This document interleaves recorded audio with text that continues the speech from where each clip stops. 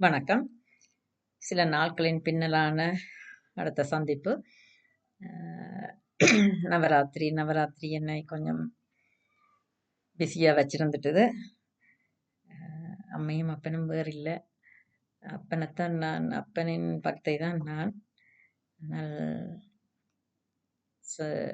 அம்மை அப்பன் பற்றிய அறிவு சிவனும் சக்தியும் வேறு இல்லை. சிவனும் சக்தியும் வேறு இல்லை. அப்போ அந்த மேலான சிவனின் மேலான சக்தியை வழிபடுவதானால் அது சிவனை வழிபடுவதற்கு சமந்தான் என்றால் சிவனின் இயங்கு சக்தி தான் அம்பாள். அம்பாள் அருள் சக்தி அம்பாள். நடராஜரும்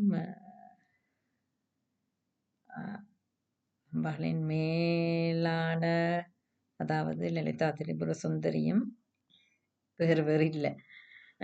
ரெண்டு பேரும் ஒருவர் தான். ஒன்று ஆண் சக்தி, ஒன்று பெண் சக்தி, அவ்வளவுதான். அவரே தான் பெண்ணிடம் அந்த சக்தியை கொடுத்து வச்சிருக்கிறார். அவரே தான் அந்த பெண் சக்தியை உருவாக்கினார். இருவரும் வேறு வேறு இல்லை. நவராத்திரி கொஞ்சம் பிஸியாகத்தான் போயிட்டுது. பிறகு நடேசர் அபிஷேகம்.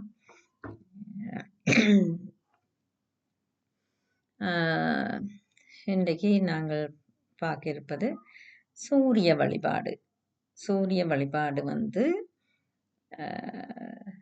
இந்த பிராமணர்கள், எனக்கு இப்போ ஒரு வருஷத்துக்கு முதல் கூட நான் ஒரு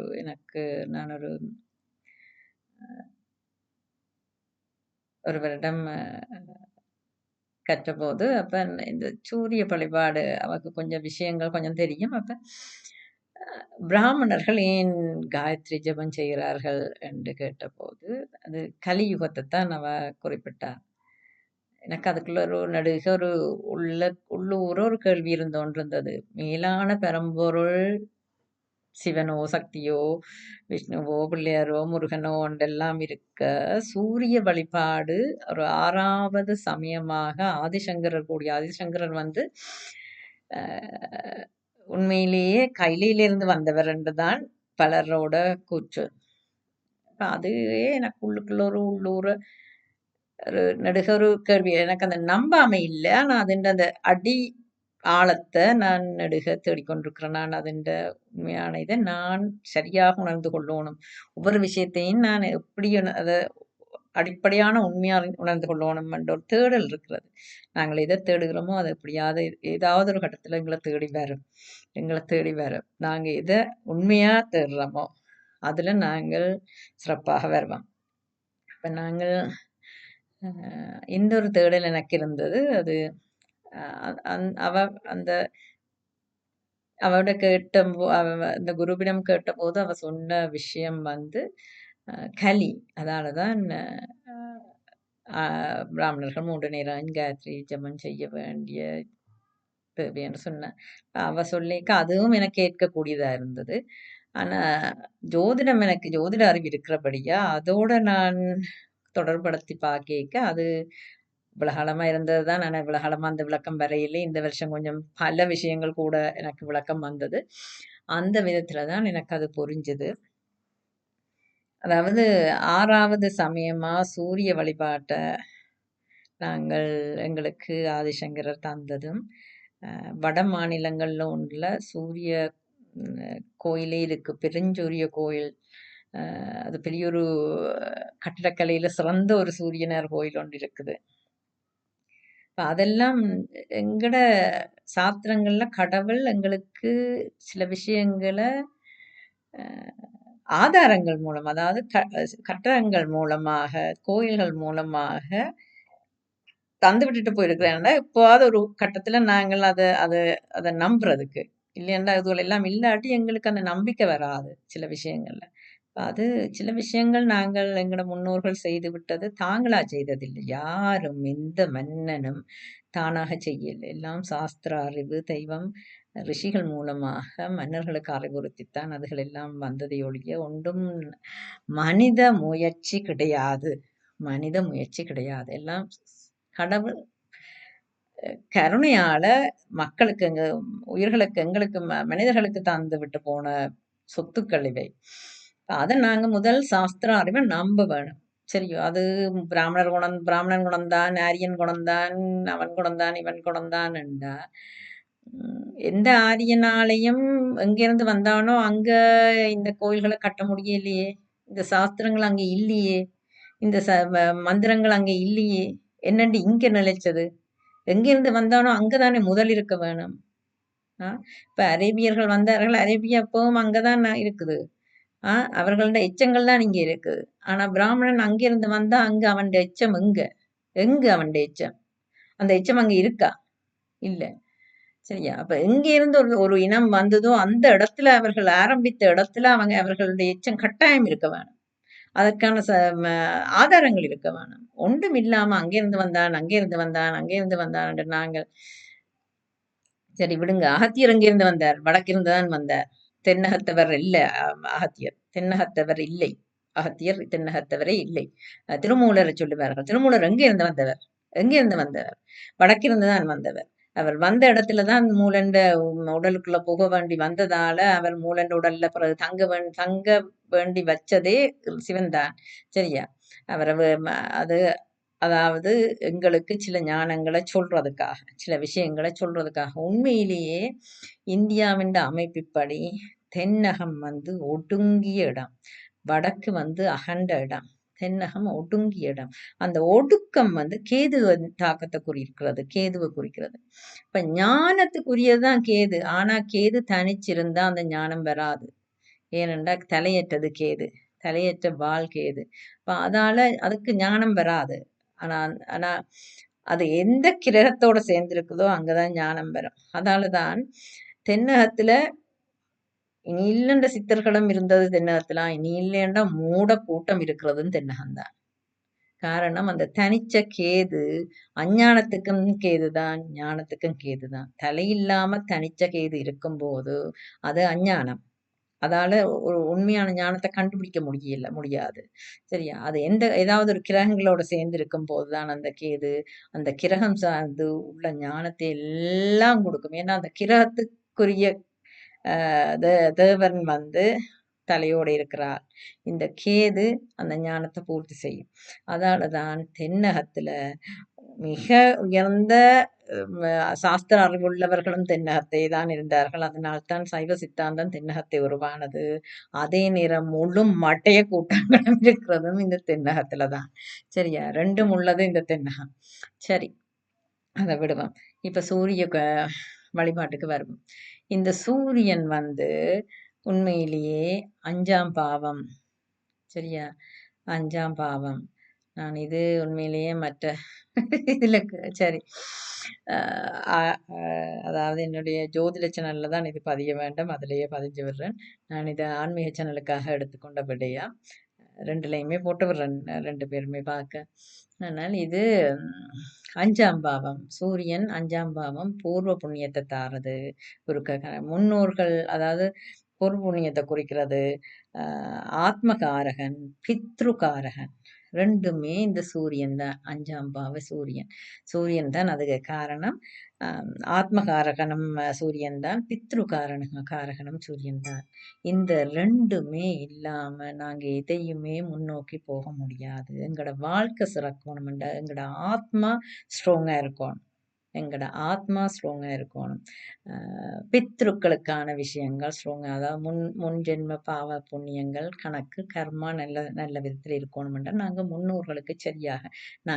முன்னோர்களை சரியாக நடத்தி வந்திருந்தோம் என்றால், எங்களோட சந்ததி சரியாக வழி நடத்தப்பட்டு வந்தால், தாய் தந்தையிலிருந்து சாஸ்திரம் தெரிஞ்சு, தந்தைக்கு சாஸ்திரம் தெரிந்து, தாய் அதை தந்தைக்கு பணிந்து அந்த சாஸ்திர படி நடக்கிற நல்ல கணவனுக்கு பணிந்த மனைவி, அந்த குடும்பத்திலிருந்து வர்ற குழந்தைகளுக்கு தந்தை தன் அறிவையும் தாய் தன் அன்பையும் ஆதரவையும் கொடுத்து வளர்ற குடும்பங்கள்ல அந்த பூர்வ புண்ணிய கணக்கு சரியா வந்து கொண்டிருக்கும்.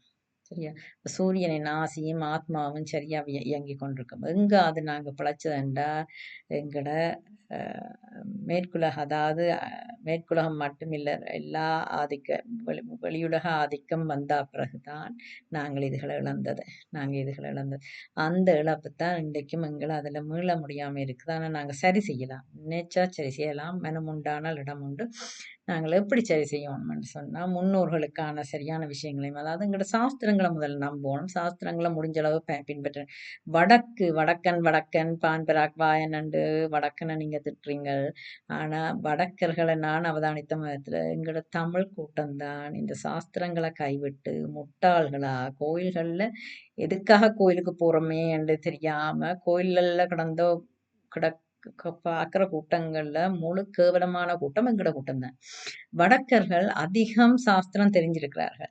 கடவுளை பற்றி உணர்ந்திருக்கிறது வடக்கர்கள் அதிகம். அவர்கள் பல விஷயங்களை என்னதான் இந்த மாயைக்குள்ள இருந்தாலும் சில விஷயங்களை சரியாவே பின்பற்றி கொண்டு வருகிறார்கள் வடக்கு இந்தியர்கள். சரி, அவர்கள் வடக்கு இந்துக்கள். சரி, அவர்கள் அதை சரியா விஷயங்களை கோயிலுக்கு வந்தாலும் வெங்கட சனம் பிரசாதத்துக்கு கியூல நின்று சும்மா பிரசாதத்தை அப்படி சாப்பாடு மாதிரி சாப்பிட்டு சாப்பாடு மாதிரி கொண்டு போறதுதான் எங்களுடைய ஆக்கள்கிட்ட ஒரு புத்தி. ஆனா அவன் வந்தா எங்களுக்கு கொஞ்சம் தந்தாலும் போதும், அத அந்த சாமின்ற பிரசாதம் வந்து கொஞ்சம் எங்கட உள்ளுக்குள்ள போனா போதும் என்ற விதத்துல தான் வந்து வாங்கிட்டு போவாங்க அநேகமா. சரி, ஆக நாங்க இருந்து நிறைய கொடுத்தா சந்தோஷமா வாங்குவேணும். ஆனால் அந்த இல்லாத நேரங்கள்ல எங்கடைய ஆக்கலாண்டா அள்ளி அள்ளி அப்படி இல்லை, கோயில் வார அவ்வளவு பேருக்கும் பிரசாதம் கிடைக்க வேணும். அப்ப அது பிரசாதமா கொடுத்தா எல்லாருக்கும் கிடைக்கும். நாங்க அள்ளி அள்ளி அள்ளி அள்ளி அள்ளி நாங்க கொடுக்கறது. சரியா? அன்னதானம் வேற, பிரசாதம் வேற.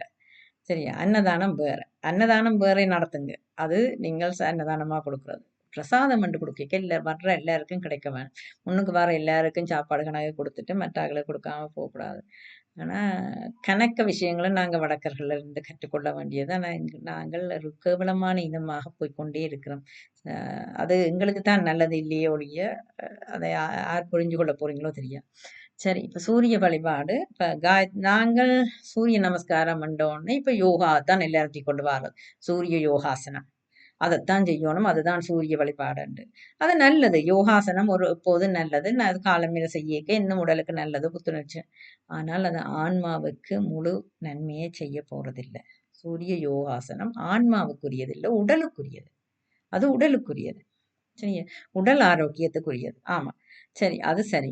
அத நீங்க செய்யலாம். ஆனா உண்மையிலேயே நாங்க சூரிய நமஸ்காரம் என்று செய்றது, எப்படி பிராமணர்கள் காயத்ரி ஜபத்த 3 சந்தியா வந்தனம் என்று சொல்லி 3 சந்திகளிலும் சந்திக்காலம் என்றது சூரியன் சக்தி மாற்றம் நடக்கிற அந்த 3 முக்கிய நேரங்கள். அதாவது காலையும் இரவும் காலமையும் சேர்ற அந்த சூரியோதய காலம், மதிய நேரம் அந்த காலச்சூரியனும் மதிய சூரியனுக்கும் இடையிலான அந்த சக்தி மாற்ற நேரம், சரியான மத்தியான நேரம்.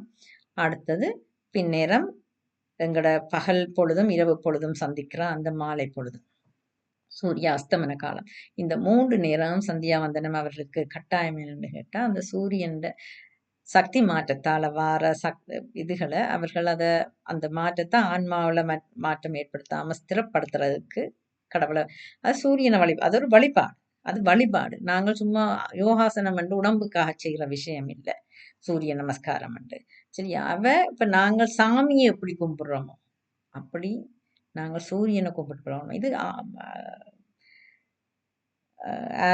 பிராமணர்களுக்கு அது சந்தியாவந்தனம் என்று செய்கிறது. அவர்களுடைய வாழ்க்கை முறையில ஸ்திரமா அந்த ஆன்மா இருக்க வேணுமென்றதுக்காக அவர்களுக்கு அந்த சந்தியாவந்தனம் அவசியமாக இருக்குது. சரி, அவன் வாழ்க்கை முறை கொஞ்சம் நெறிமுறைகளுக்கு உட்பட்டது. சாஸ்திர முறைகளை பின்பற்றவர்கள் மக்களுக்கு உதவுகிறவர்கள். அப்ப அவர்கள் சரியான வாழ்க்கை வாழணும். அந்த வாழ்க்கையை இந்த மாயம் உலகத்திலேருந்து அந்த வாழ்க்கையை சரியான முறையில அவன் சரியான நெறியில பின்பற்றுறதுக்கு அவர்களுக்கு சரியான ஆன்மாவை நிலப்படுத்தி சரியாக வழி நடத்துறதுக்காகத்தான் அந்த சூரிய நமஸ்காரம் அவர்களுக்கு உதவுது. சரி, அதுக்காகத்தான் அவர்களுக்கு கட்டாயம் அந்த சூரிய நமஸ்காரம் 3 வேளையும் விதிக்கப்பட்டிருக்கிறது காரணம். சரியா? அவர்கள் அந்த வழிமுறையை வாழ்க்கை வழிமுறையை சரியா பின்பற்றணும்ன்றதுக்கு அந்த சூரியனம் எங்களுக்கு 5ஆம் பாவத்துக்குரிய ஆத்மகாரகன் பித்ருகாரகன் சூரியன் என்றபடியா நாங்க விட்ட தவறுகள் அதுகளுக்கு இப்ப கடவுள்கிட்ட எப்படி நாங்க வேண்டோம், கடவுளையே என்னத்துக்கு பிடிக்கிறோம்? ஏதோ ஒரு விஷயத்துல நாங்க தவற விட்டபடியா தான் நாங்க கடவுளை படிக்கிறோம்.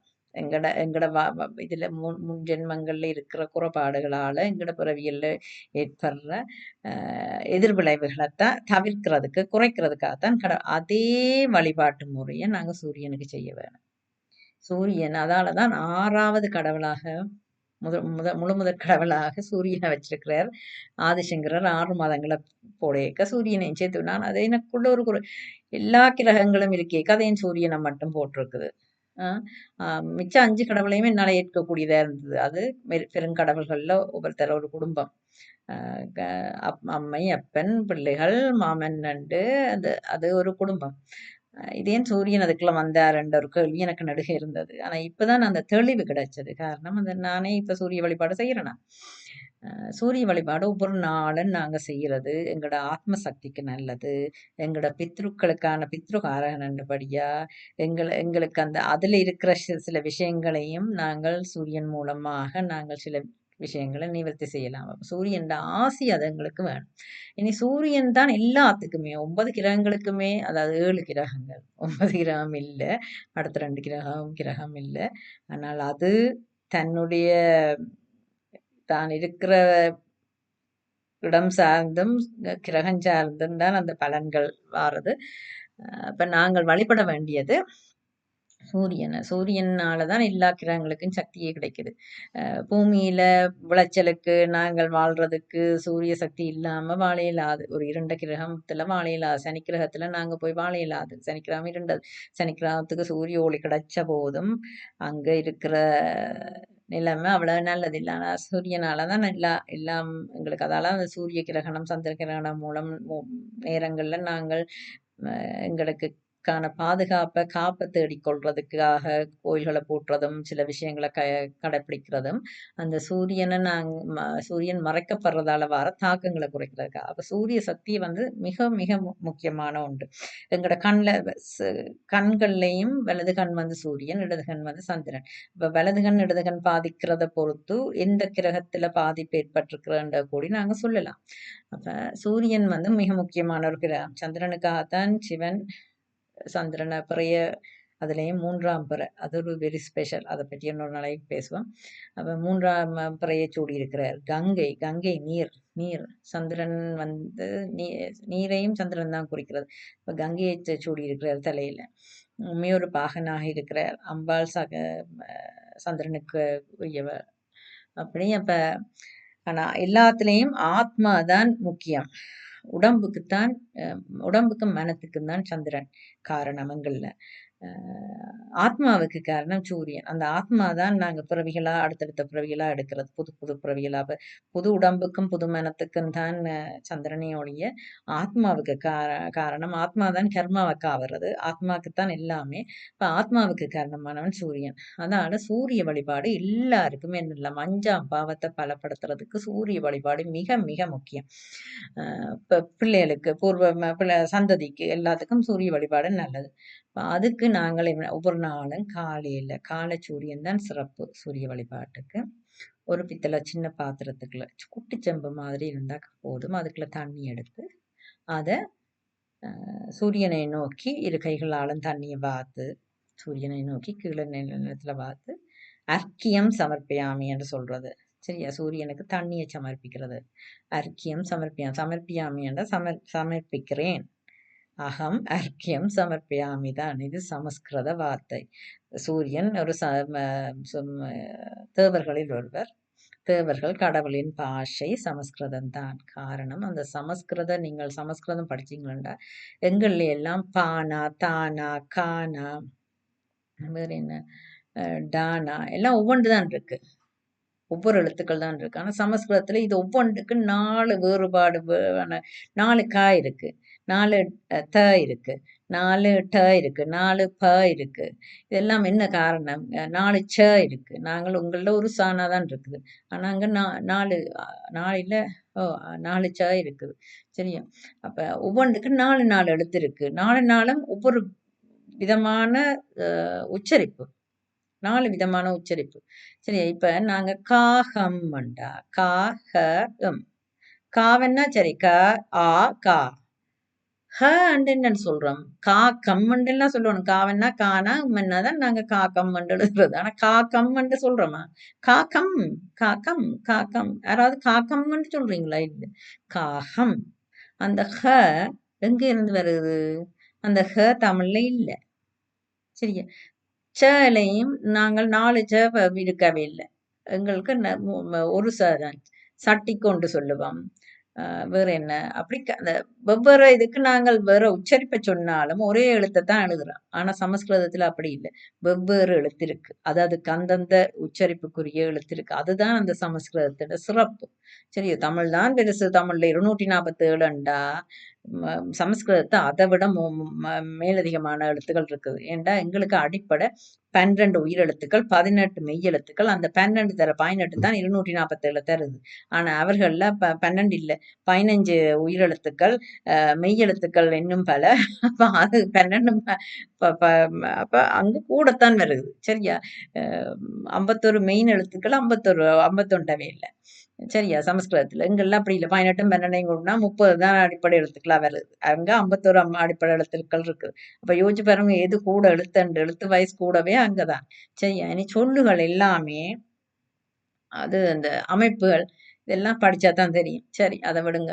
அப்ப அ அர்க்கியம் சமர்ப்பயாமி அன்று சூரிய தேவனுக்கு அந்த தண்ணிய நாங்கள் ஊத்தி, சூரியனுக்கு முன்னால ஊத்தி, சூரியன ஒரு சாமி மாதிரி, கடவுள் மாதிரியே நாங்க கும்பிட்டு, எங்களோட முன்னோர்களுக்கு ம நாங்க செய்ய வேண்டியத அவர்களுக்கு முன்னோர்களுக்கு சாந்திய கொடுத்து, நாங்கள் செய்ய வேண்டியத நாங்கள் சரிவரச் செய்றதுக்கு எங்களுக்கு சாதகமான, அனுகூலமான சூழ்நிலைகள், நிலைமைகளை ஏற்படுத்தித் தா என்று சொல்லி வேண்டி, எங்கள் பிள்ளைகள் ஆத்ம சக்தியத்தா, ஆத்ம ஞானத்தத்தா, என்ன ஆத்ம ஞானம்தான் எங்கள சரியான வழியில கர்மாவ, நற்கர்மாவ செய்ய வைக்கிறது. சரியான வழியில நடக்க வைக்கிறது.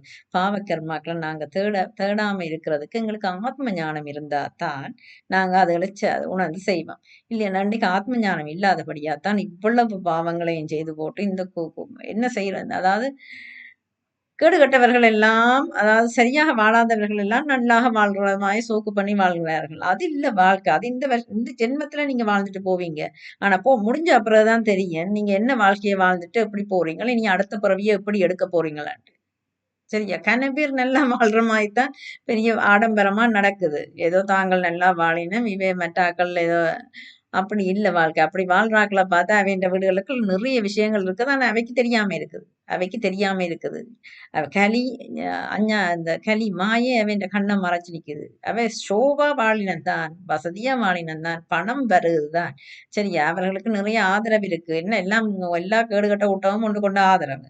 சரியோ? கும்மி அடிக்கலாம். நல்ல வடிவா கும்மி அடிக்கலாம். நீங்க அடுத்த பிறவி எடுக்க செத்து இந்த இது உங்களுக்கான கடமையிலையும் செய்யும் மட்டும் உங்களுக்கு விளங்காது. அடுத்த ஸ்டெப் நீங்கள் எடுக்கைக்கு உங்கள கூட்டிக் கொண்டு போவேணும் பாருங்க. அங்கதான் உங்களுக்கு தெரியும். சொர்க்கம், நரகம் எல்லாம் இருக்கு. அங்கேயும் அனுபவிக்கிறது தான், இங்கேயும் கொஞ்சம் பாவங்கள் நாங்கள் சொர்க்க பாவ புண்ணியங்கள் சொர்க்க நரகத்துல இறந்தா பிறகு அனுபவிக்கிறோம். அத முடிச்சுட்டு தான் அடுத்த பிறவிக்கான பாடத்த கற்கிறதுக்காக, அடுத்த பிறவிக்கான கர்மாக்களுக்குள்ள நுழைஞ்சு, அடுத்த பிறவிய நாங்க சூஸ் பண்ணி வாரதே. சரியா? அப்ப 2மே நடக்க போகுது. சரியோ? இங்க பிறந்து மட்டும் இல்ல, அடுத்த பிறவியில மட்டும் இல்ல, நாங்க இறந்தும் கூட சொர்க்கம், நரகம் இருக்குது. சரியா? எங்களுக்கு இப்ப தெரியாதபடியா நாங்க வடிவ அத பற்றிய அறிவே இல்லாம அதுக்காகத்தான் ஆத்ம ஞானம், ஆத்ம கல்வி, ஆன்ம கல்வி தான் எங்கட பாரம்பரிய கல்வி. அத நாங்க இன்றைக்கு இழந்து நிக்கிறோம். அது இன்றைக்கு கொஞ்சம் கொஞ்சம் கொஞ்சம் வெகு சொற்பமான பிராமணர்களிடம் மட்டும் தான் மிஞ்சி இருக்குது. ஓரளவுக்கு அந்த ஆன்மாவ தேடி, ஆன்ம கல்விய தேடி, அந்த ஞானத்த தேடுற சில முக்தி ஆன்மாக்களுக்கு மட்டும் தான் விஷயங்கள் விளங்கி இருக்குது. மிச்சம் ஒருத்தருக்குமே அத பத்தி தெரியுதில்ல. இது எவ்வளவு பெரிய ஆபத்து, எவ்வளவு பெரிய மோசமான சூழ்நிலை என்றது தெரியாம வாழ்ந்து கொண்டிருக்கிறார்கள் பலரும். அதனால அது வருந்தத்தக்க விஷயம். கண்டபடிய ஆத்ம ஞானம், ஆத்ம சக்தியை ஆத்ம சக்தி தான் எல்லாத்துக்கும் தேவை. ஆத்ம சக்தியத்தான், ஆத்ம ஞானத்தைத்தான் எங்கள் முன்னோர்களுக்கு சாந்திய கொடுத்து நாங்கள் எங்களை வழிநடத்த அவர்களுக்கான கடமையில நாங்க சரியா செய்யக்கூடிய வழிநடத்த சொல்லி சூரியனை நித்தமும் கும்பிட்டு வழிபட்டு வருவது எல்லோருக்கும் நன்மையை தருவது. இது பிராமணர்களுக்கு மட்டுமில்லை, பல விஷயங்களும் பிராமணர்கள் கடைப்பிடிக்கிறார்கள். ஏன்னா அவர்களுக்கு சாஸ்திரம் தெரிஞ்சபடியே நாங்கள் அதை பிராமணன் நம்புறே இல்லை, அவன் நாரியன் என்று யாரோ சொன்னதை நம்பி நாங்க அடுத்தவனை கெடுத்தாத்தான் சரியா நாங்கள் நல்லா வாழலாம் என்று நினைக்கிற ஒரு கூட்டம் அது நல்லா வாழப் போறதில்ல. அதுவும் இந்த உலகப் பிறவியில மட்டும்தான். அதாவது இப்ப இருக்கிற பிறப்புல தான் ஒரு ஆளுக்கு எடுத்து வாழலாம். சரியோ? முடிஞ்சு போனா எல்லாருக்கும் கர்மா ஒன்றுதான். கர்மா ஒன்றுதான். ஆரும் நல்ல அவைதானே கோலோச்சினம் அவைக்கு கீழ தானே வாழ்ந்தா தானே நாங்கள் வாழலாம் என்று நெனச்சு நீங்க வாழ்ந்தீங்கன்னா வாழலாம். வாழ்ந்துட்டு போங்கோ. ஆனா நீங்கள் ஒரு நன்மையும் உங்களோட ஆன்மாக்கோ, உங்களோட சந்ததிக்கோ தேடி குடுத்துட்டு போகையில. உங்களோட ஆன்மாக்கு அடுத்த பிறவியும், அடுத்த இதுவும் சிக்கலாத்தான் இருக்கும். சரியோ? இப்ப ஆரோ தானே ஆளினம் அவைன்னு சொல்லித்தானே கேட்கணும் என்றால், அதுக்கு ஒரு லிமிட் இருக்கு. லிமிட் இருக்கு. அதான் வடக்கர்கள் கன விஷயங்கள அந்த கலி என்றாலும், அந்த மாயை என்றாலும் அது ஒரு லிமிட்டோட வச்சுக்கொண்டு பாரம்பரியத்தையும் கடைப்பிடிச்சு கொண்டு வரணும். அதான் இந்த பற்றில்லாம செய்றான். அதாவது சில விஷயங்கள அதன் போக்கிலேயே விட்டுட்டு, அதுல நாங்க கணக்க மண்டைய போட்டு உடைக்க தேவையில்ல. அது என்னன்னா பாரம்பரிய சில விஷயங்கள கடைப்பிடிக்கிற மூலமா தான் எங்களுக்கான சுய நன்மைய நாங்க கொண்டு போக முடியும், செய்ய முடியும். அது எவ்வளவோ இம்பார்ட்டன்ட். தூர நோக்கு. இப்ப இந்த ஒரு பிறவியில வாழ்றது மட்டும் வாழ்க்கை இல்ல. எங்களோட அடுத்த பிறவிக்கும் சேர்த்து நாங்க வாழ வேணும். சரியா? அதுக்கு எங்களோட பிள்ளைகளுக்கும் அடுத்த பிறவிக்கான நன்மைய செய்துட்டு போகணும். பிள்ளைகளுக்கு விஷயங்கள் தெரிய வேணும். எதுவுமே தெரியாம பண்ணி கொண்டிருக்கிற நாங்கள் எங்களோட வாழ்க்கையால். ஆனா வடக்கர்கள் கன விஷயங்கள தாங்கள் செய்ற மூலம் பிள்ளைகளுக்கும் அத கடத்திக் கொண்டிருக்கிறார்கள். அ அப்ப அப்ப யாரோ சொல்லி தந்தது எங்கள குழப்பவே ஒழிய. எங்கட தேவையான விஷயங்கள்லேருந்து குழப்பவே ஒழிய, நன்மைக்காக இல்ல. எங்கட நன்மைக்காக இல்ல. ஆரியன் குணந்தான், அவன் குணந்தான், இவன்னா பிராமணர் ஓரளவுக்கு சில பேர், எல்லாரும் இல்ல. பிராமணர்கள் எங்கள விட மோசமான வழி தவறி போயிருக்கிறார்கள். அவர்களை அவர்களும் பிராமணரா பிறந்த ஒரு பிரயோசனமும் இல்ல. அது எங்கள விட கேவலமான நிலைமையில பல பிராமணர்கள் இருக்கிறார்கள். ஆனால் சில பிராமணர்கள் சாஸ்திரம் அறிஞ்சு ஓரளவுக்கு வழிமுறைகளை பின்பற்றி கொண்டிருக்கிறார்கள். சரி. நாங்கள் அவைய கேலி செய்து இன்னும் அவைய இதாண்டி கொண்டிருக்கிறோமே ஒழிய, அவைய பார்த்து நாங்க ஒன்றையும் பழகுறையில. அவைய தொடர்ந்து செய்கிறார்கள் தங்களோட நன்மைக்கு தான் செய்கிறார்கள். சரியா? நாங்கள் எங்களுக்கு நன்மை வேணுமென்றா, அ சாஸ்திரங்கள அறிய அவர்கள நாங்கள் அ கேலி பண்ணாமல், அவர்களை மதிச்சு நாங்கள் அவர்களிடம் கேட்டால், அவர்கள் பல விஷயங்கள எங்களுக்கு வழி நடத்துவார்கள். அது எங்களோட சனத்துக்கு தெரியுதில்ல. அல்லது சுயமா தேட வேணும். அல்லது இறைவன்ட்ட வேண்டுறதன் மூலம் தேட வேணும். அதுக்காகத்தான் ஆத்ம ஞானம், ஆத்ம சக்தியத்தான் சூரியன்ட்ட வேண்ட வேணும். அந்த சூரியனால வழி நடத்தப்படலாம். கடவுள் எங்கட சுய கடவுள் பிள்ளையாரோ, சிவனோ, முருகனோ, அம்பாளோ, விஷ்ணுவோ யார நீங்க வழிபட்டாலும் அவைட்ட ஆத்ம ஞானத்த தரச் சொல்லி வேண்டினால், அந்த ஆத்ம ஞானம் உங்களுக்கு கிடைக்கும். சாஸ்திரங்கள நீங்கள் அறியலாம், உணரலாம். அல்லது தேடி அறியுங்க. எத்தனையோ பேர் எத்தனையோ விஷயங்கள சொல்லிக் கொண்டு தான் இருக்கிறார்கள். எத்தனையோ பேர் சொல்லிக் கொண்டு தான் இருக்கிறான். ஆனா சரியா எங்களுக்கு விளங்குறதுன்றது எல்லாருக்கும் அதுக்கு நாங்கள் இறைவனையும் பிடிக்க வேணும். முடிஞ்ச அளவுக்கு நாங்கள் சில விஷயங்கள நாங்கள் அறிஞ்சு கொள்ளணும். அறிஞ்சு நடக்கிறது மூலம் எங்களுக்கும் எங்களோட சந்ததிக்கும் தான் நல்லது. சூரிய வழிபாடு எல்லாருக்கும் முக்கியம். அது நன்மையை தரவல்லது. நன்றி, வணக்கம்.